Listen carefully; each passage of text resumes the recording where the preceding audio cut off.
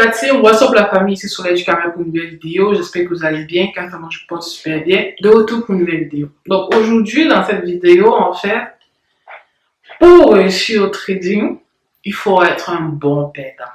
Voilà. Il faut être un bon perdant pour réussir au trading. Je sais, certaines personnes me disent, mais qu'est-ce qu'elle raconte la fille? Comment ça, il faut être un bon perdant? Dans la vie, on dit que les perdants sont les losers. À l'école, on nous a dit que perdre, c'est mauvais. Pourquoi est-ce qu'elle nous dit que pour être un bon trader, il faut être un bon perdant? Tout simplement parce que les pertes font partie du trading. Okay? Donc, quand tu es un trader, il faut savoir que les pertes font partie de ton quotidien. Okay?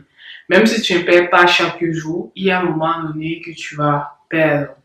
Et être un bon perdant, ça veut dire que tu dois reconnaître que tu es en perte déjà de 1 et couper tes pertes le plus tôt possible. Donc, être un bon perdant, c'est tout simplement un trader qui coupe ses pertes le plus tôt possible.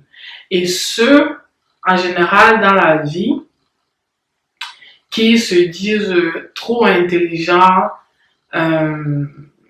trop sages, qui n'acceptent pas les pertes, en fait, ont de la difficulté à être un bon trader. Pourquoi? Parce que lorsqu'ils sont en situation de perte, ils ont leur cerveau, en fait, cherche des excuses pour en fait pour combattre la situation. Et ce qui fait en sorte que ils perdent encore plus. Or, lorsque tu acceptes que les pertes font partie du trading et que tu dois minimiser le plus possible tes pertes, lorsque tu es en perte, tu reconnais le plus tôt possible que tu es en perte et tes émotions n'ont pas un impact sur ta décision et tu sors de ton trade en fait.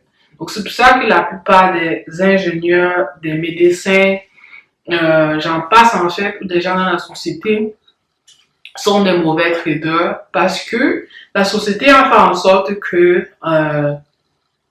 on voit du mauvais côté les gens qui perdent en fait. Or, dans le trading, il faut embrasser les pertes. C'est ce qui est compliqué. C'est ce qui est compliqué, ce qui fait en sorte que les gens échouent au trading parce que la notion de perte est mal jugée dans la société. Or, dans le trading, c'est normal.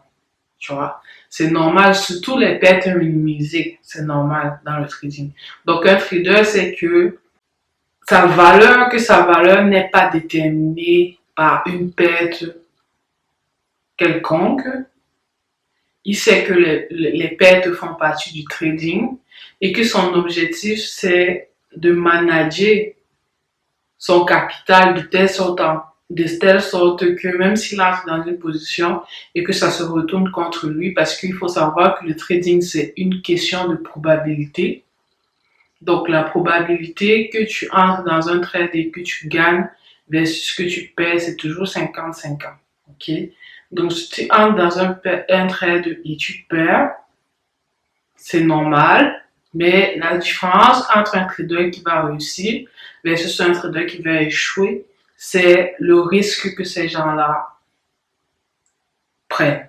Donc, si quelqu'un perd moins, il va réussir versus quelqu'un qui va risquer plus gros, qui va perdre plus en fait. Donc, c'est au niveau de la gestion des risques qui diffère un trader qui réussit versus un trader qui échoue. Voilà. Quand je veux dire réussir, ça veut dire un trader profitable versus un trader non profitable. Donc, c'est tout simplement ça. Voilà, j'espère que j'ai bien expliqué, j'espère que vous avez compris. Si ce n'est pas le cas, dites-moi en commentaire, je vais vous répondre. C'était Soleil du Cameroun pour une nouvelle vidéo. J'espère que vous avez aimé la vidéo. N'hésitez pas à liker, à partager et surtout à t'abonner à la chaîne. C'était Soleil du Cameroun pour une nouvelle vidéo.